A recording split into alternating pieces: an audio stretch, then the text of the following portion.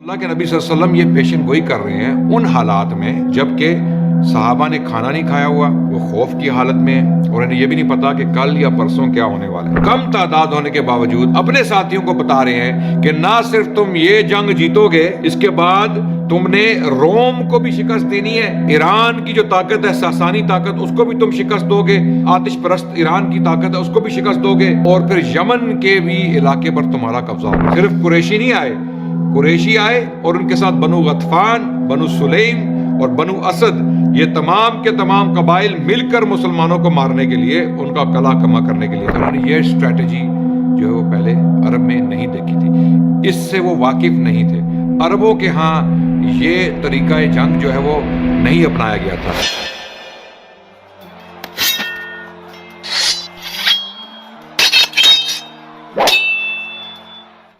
بسم اللہ الرحمن الرحیم، الحمدللہ والصلاة والسلام علی رسول اللہ، اما بعد، اعوذ باللہ من الشیطان الرجیم، بسم اللہ الرحمن الرحیم، وما ارسلناک الا رحمۃ للعالمین، وقال رسول اللہ صلی اللہ علیہ وسلم، لا یؤمن احدکم حتی اکون احب الیہ من والدہ وولدہ والناس اجمعین، او کما قال علیہ الصلاۃ والسلام۔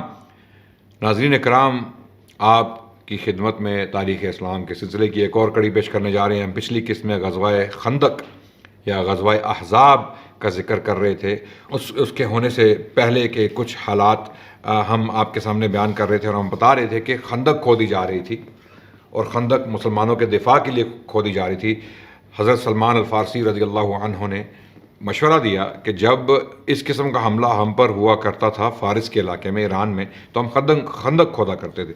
اس دوران کیا واقعات ہوئے اس کی کچھ تفصیل میں نے پچھلی قسط میں بیان کیا۔ میں بتا رہا تھا کہ اللہ کے نبی صلی اللہ علیہ وسلم کو بلایا گیا خندق کے ایک پتھر کو توڑنے کے لیے، کیونکہ وہ پتھر اصحاب الرسول سے، صحابیوں سے نہیں ٹوٹ رہا تھا، تو اللہ کے نبی کو بلایا گیا کہ آپ تشریف لائیں اور اس پتھر کا کچھ کیجئے۔ تو اللہ کے نبی نے اس پتھر کو 3 ضربیں ماری، اور ہر ضرب پہ اللہ اکبر کہا، اور ایک بشارت دی کہ اللہ نے مجھے شام کے محل دکھا دیے، یعنی ان کی چابیاں مجھے دے دی۔ اللہ نے مجھے فارس کا علاقہ دکھا دیا، اور میں مدائن کے جو ان کا دارالخلافہ تھا یا ان کا کیپٹل تھا، اس کے سفید محلوں کو دیکھ رہا ہوں، اور مجھے یمن کی کنجیاں یا یمن کی چابیاں بھی عطا کر دی گئیں۔ تو اللہ کے نبی صلی اللہ علیہ وسلم یہ پیشن گوئی کر رہے ہیں ان حالات میں جبکہ صحابہ نے کھانا نہیں کھایا ہوا، وہ خوف کی حالت میں، اور انہیں یہ بھی نہیں پتا کہ کل یا پرسوں کیا ہونے والا ہے، ہمارے ساتھ کیا ہونے والا ہے۔ بہت بڑا لشکر کفار قریش کا اور بنو غطفان کا، ایک عربوں کی کولیشن، ایک بہت بڑا مجمع، جم غفیر، مسلمانوں کو قتل کرنے کے لیے، ان کا قلع کما کرنے کے لیے، ان کو نیست و نابود کرنے کے لیے آ رہا ہے۔ اور اس دوران اللہ کے نبی خندق کھودتے ہوئے اپنے دفاع کے لیے اس کمزور حالت میں، جبکہ وہ خود اتنا اسلحہ نہیں رکھتے، یا اتنے گھوڑے اور اونٹ اور اتنا مال و اسباب ان کے پاس نہیں ہے کہ وہ کھلے میدان میں اتنے بڑے لشکر کا مقابلہ کریں، کم تعداد ہونے کے باوجود اپنے ساتھیوں کو بتا رہے ہیں کہ نہ صرف تم یہ جنگ جیتو گے، اس کے بعد تم نے روم کو بھی شکست دینی ہے، اور ایران کی جو طاقت ہے، ساسانی طاقت، اس کو بھی تم شکست دو گے، آتش پرست ایران کی طاقت ہے اس کو بھی شکست دو گے، اور پھر یمن کے بھی علاقے پر تمہارا قبضہ ہوگا۔ اللہ اکبر! یعنی ایک گلوبل پروفیسی، ایک کازمک پروفیسی اللہ کے نبی صلی اللہ علیہ وسلم اپنے صحابہ کے سامنے پیش کر رہے ہیں۔ اور یقیناً اصحاب الرسول کو حیرت ہوئی ہوگی کہ یا رسول اللہ، ہم خندق کھود رہے ہیں، ہم خوف کی حالت میں، 3 دن سے ہم نے کھانا نہیں کھایا ہوا، اور آپ ہمیں بتا رہے ہیں کہ نہ صرف ہم یہ جنگ جیتیں گے، لیکن ان کا اللہ کے نبی پر ایمان تھا اور وہ ثابت قدم رہے، اور انہوں نے اس بات کو مانا کہ اللہ کے نبی صلی اللہ علیہ وسلم فرما رہے ہیں تو اس کا مطلب ہے یہ کام ہوگا۔ اور انہوں نے اپنی آنکھوں سے معجزے دیکھے تھے، انہوں نے دیکھا تھا کہ اللہ کے نبی نے کس طرح ایک چھوٹے سے بکری کے بچے سے 1000 آدمی کو کھانا کھلا دیا، اور جو مٹھی بھر کھجوریں تھیں ان سے اتنے بڑے لشکر کو جو ہے وہ سیر کر دیا۔ تو یقیناً اللہ کے نبی صلی اللہ علیہ وسلم کی یہ پیشن گوئی بھی جو ہے وہ سچ ثابت ہوگی۔ ایسی ہی روایات جو ہے حضرت ابن اسحاق نے سلمان الفارسی رضی اللہ عنہ سے جو ہے وہ ذکر کی ہیں۔ مسلمانوں نے خندق کھودنے کا کام مسلسل جاری رکھا، دن بھر کھدائی کرتے اور شام کو گھر پلٹ آتے، یہاں تک کہ مدینے کی دیواروں تک کفار کے لشکر کے پہنچنے سے پہلے مقررہ پروگرام کے مطابق خندق تیار ہو گئی۔ یعنی خندق کفار کا لشکر جو ہے وہ احزاب، جس کو احزاب، اس غزوے کو غزوہ احزاب کیوں کہا گیا؟ اس کو غزوہ احزاب اس لیے کہا گیا کیونکہ یہ مجموعہ تھا احزاب کا۔ احزاب ہے جمع حزب کی، حزب کا مطلب ہے گروپ، گروہ، بہت سارے لوگ۔ ایک حزب جو ہے وہ بہت سارے لوگوں پر مشتمل ہوتا ہے۔ تو یہ احزاب تھے، یعنی ایک حزب نہیں آیا مسلمانوں سے لڑنے کے لیے، ان کو تباہ کرنے کے لیے۔ صرف قریشی نہیں آئے، قریشی آئے اور ان کے ساتھ بنو غطفان، بنو سلیم اور بنو اسد، یہ تمام کے تمام قبائل مل کر مسلمانوں کو مارنے کے لیے، ان کا کلا کما کرنے کے لیے آئے۔ اس لیے اس غزوے کو غزوۃ الاحزاب کہا گیا، یعنی بہت سارے جتھوں کا مجموعہ، بہت سارے جتھوں کا، گروہوں کا مجموعہ مسلمانوں کے ساتھ لڑنے کے لیے آئے۔ تو اس غزوے کو غزوۃ الاحزاب اسی لیے کہا گیا۔ احزاب ہے جمع حزب کی۔ اور دوسرا نام اس کو دیا گیا غزوہ خندق۔ غزوہ خندق، خندق کھودنے کی وجہ سے، کیونکہ اس غزوے کی خاص بات یہ تھی کہ مسلمانوں نے اپنے دفاع کے لیے مدینے کے شمال میں خندق کھودی اپنے دفاع کے لیے۔ قریش اپنا 4000 کا لشکر لے کر مدینہ پہنچے تو روما، جرف اور زغابہ کے درمیان مجمع الاسیال میں خیمہ زن ہوئے، اور دوسری طرف سے غطفان اور ان کے نجدی ساتھی جو ہے وہ 6000 کا لشکر لے کر آئے۔ احد کے مشرقی کنارے زمب نقمی میں خیمہ زن ہوئے۔ زمب نقمی کے نام سے ایک جگہ تھی جہاں پر خیمہ زن ہوئے، اور قرآن میں یہ مذکور ہے، اعوذ باللہ من الشیطان الرجیم، بسم اللہ الرحمن الرحیم، وَلَمَّا رَأَى الْمُؤْمِنُونَ الْأَحْزَابَ قَالُوا هَذَا مَا وَعَدَنَا اللَّهُ وَرَسُولُهُ وَصَدَقَ اللَّهُ وَرَسُولُهُ وَمَا زَادَهُمْ إِلَّا إِيمَانًا وَتَسْلِيمًا۔ اور جب اہل ایمان نے ان جتھوں کو دیکھا تو کہا یہ تو وہی چیز ہے جس کا اللہ اور اس کے رسول نے ہم سے وعدہ کیا تھا، اور اللہ اور اس کے رسول نے سچ ہی فرمایا تھا، اور اس حالت نے ان کے ایمان اور جذبہ اطاعت کو اور بڑھا دیا۔ یہ قرآن کی آیت ہے۔ لیکن منافقوں کا جو رد عمل تھا وہ اس سے مختلف تھا۔ یہ تو قرآن جو ہے وہ مومنین کا رد عمل بتا رہا ہے۔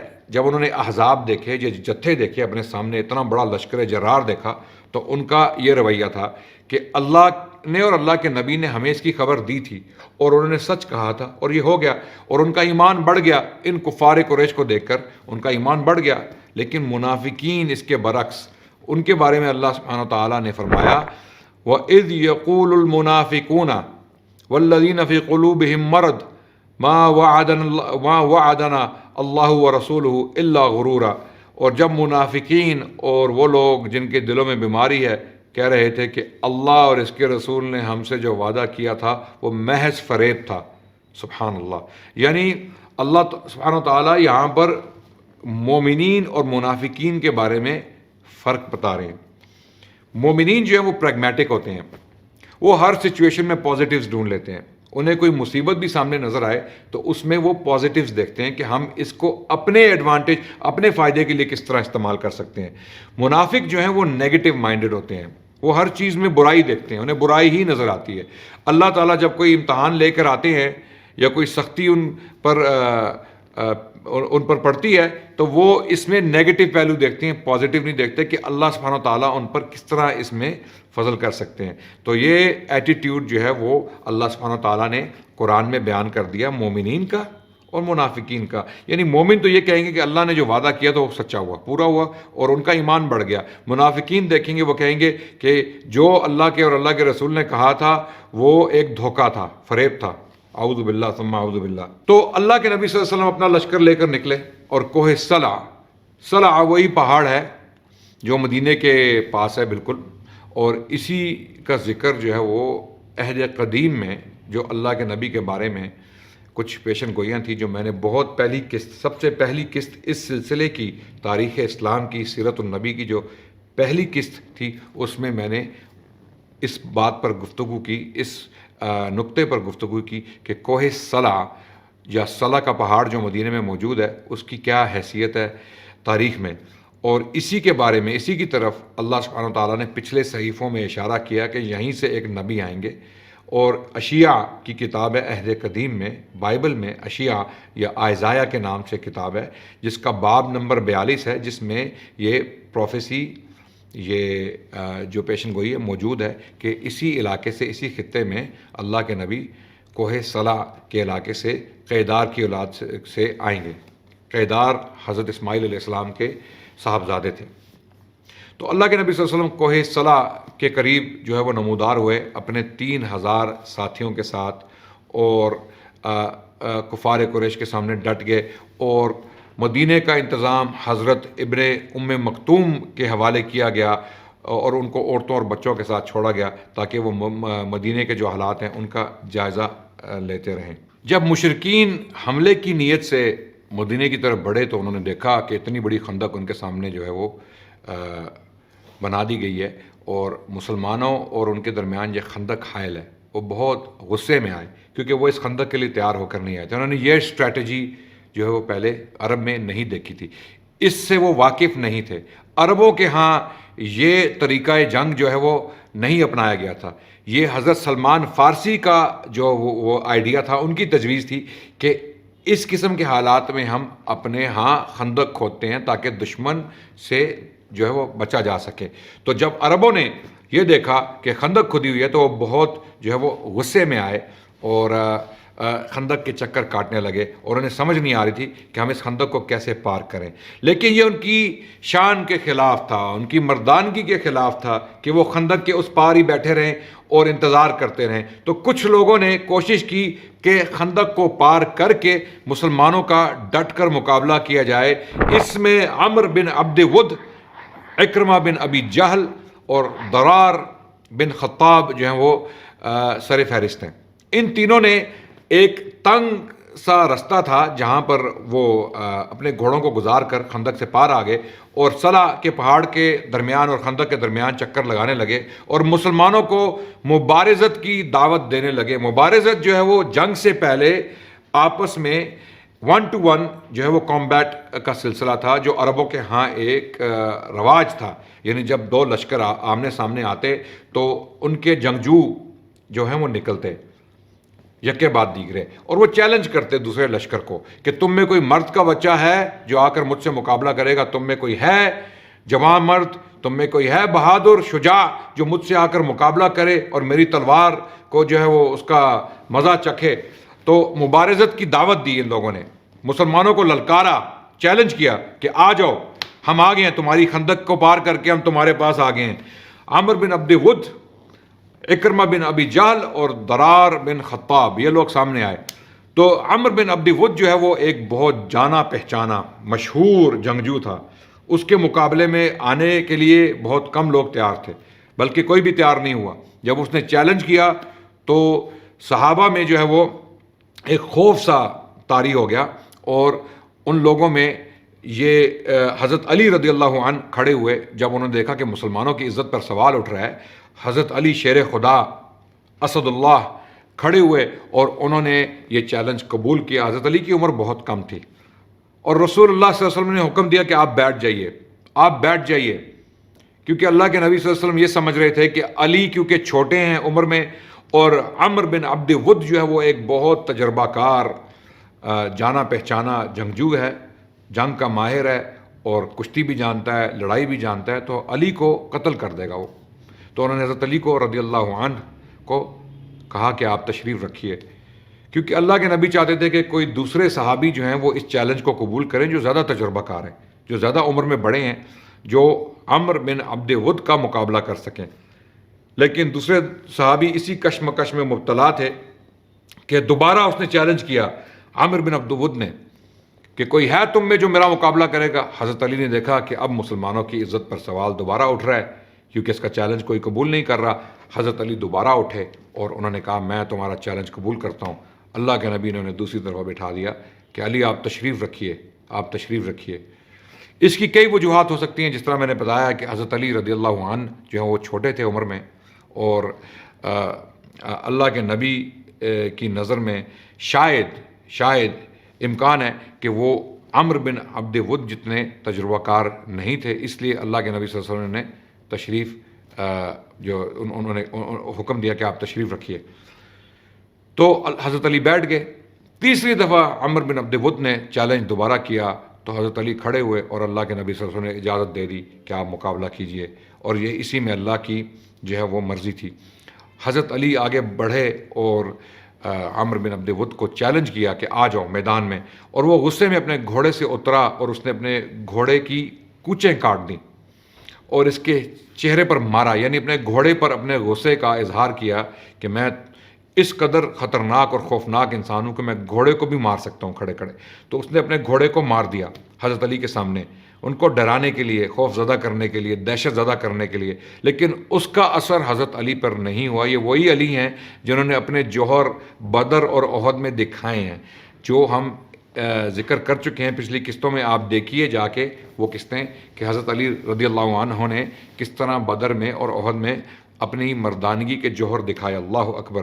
حضرت علی آگے بڑھے اور یہاں تک روایات میں آیا ہے کہ عمر بن عبد ود نے کہا کہ آپ چھوٹے ہیں، آپ جائیے، آپ بچے ہیں، آپ ابو طالب کی اولاد میں سے ہیں اور میں نہیں چاہتا کہ آپ میرے ہاتھوں مارے جائیں. کچھ اس قسم کے الفاظ تھے جو اس نے بیان کیے.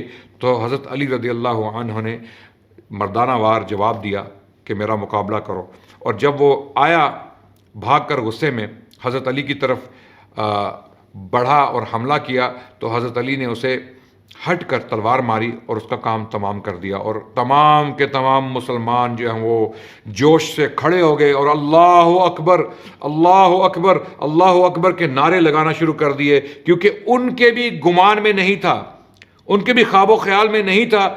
اس کے باوجود کہ حضرت علی اپنے جوہر احد میں اور بدر میں دکھا چکے تھے، انہیں یہ اندازہ نہیں تھا کہ اتنے بڑے جنگجو کو، اتنے بڑے پہلوان کو، عمر بن عبد ود کو علی اس طرح قتل کر دیں گے. اللہ اکبر. یہ شیر خدا حضرت علی اسد اللہ، یہ ان کا مقام ہے اسلام میں. ہر موقع پر حضرت علی رضی اللہ عنہ نے اسلام کا دفاع کیا، اسلام کی عزت میں اضافہ کیا، اور ان کے فضائل حدیث کی کتابوں میں کثرت سے ملتے ہیں. اسلام میں بہت کم لوگ ہیں جن کا سٹیٹس حضرت علی جیسا ہے. حضرت علی خلفائے راشدین میں سے ہیں رضی اللہ عنہ، اور چوتھے خلیفہ راشد بنے.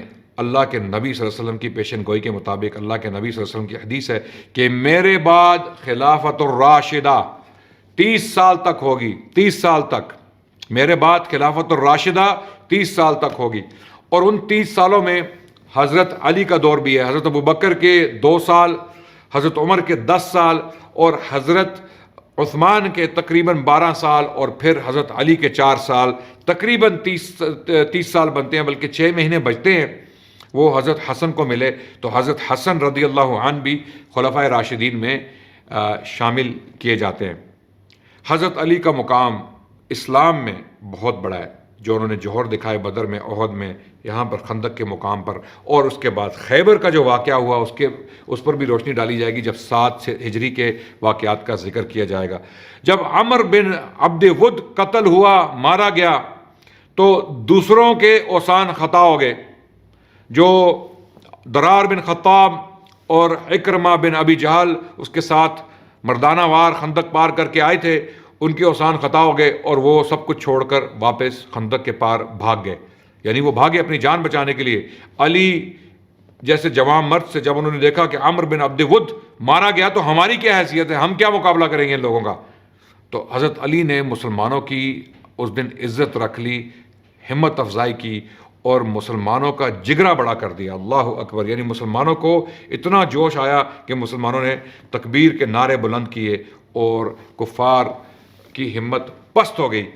اور اکرمہ بن ابی جہل جو بعد میں مسلمان بھی ہوئے، اپنا نیزہ چھوڑ کر جو ہے وہ میدان چھوڑ کر بھاگ گئے، چلے گئے. اس کے بعد مشرکین جو ہیں وہ بہت غصے میں آئے، اور جو واقعات ہوئے اس کے بعد انشاءاللہ ان پر ہم تفصیل سے روشنی ڈالیں گے. تب تک کے لیے آپ سے اجازت چاہتے ہیں. دعا میں یاد رکھیے گا. السلام علیکم ورحمۃ اللہ.